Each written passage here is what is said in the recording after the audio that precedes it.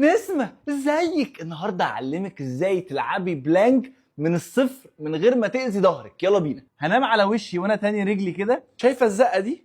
الزقه دي جايه من لوح كتفي، واول حاجه هعملها ان انا ازق بلوح كتفي، وعايز ابدا ارفع وسطي من على الارض كده اهو. الجزء اللي جاي ده اهم جزء، عايز الف وسطي لجوه. ازاي كده اهو؟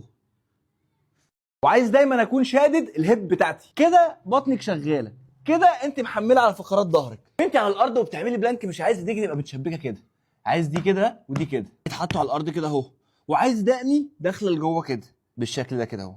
وما بنبصش قدام واحنا بنلعب بلانك، بنبص في الارض. طب افرضي مثلا ان التمرين ده برضه صعب عليك، هنعمل ايه؟ هنعمله على الكنبه، يبقى بالشكل ده كده اهو، لافف وسط لجوه، زائق بلوح كتفي. نسمه احنا خلصنا خلاص. هسيب لك بقى التفاصيل تحت في الكابشن، وما تنسيش تعملي سيف للفيديو، ولو مش عامله فولو اعملي فولو واستني الفيديوز اللي جايه. يلا اشوف وشك على خير.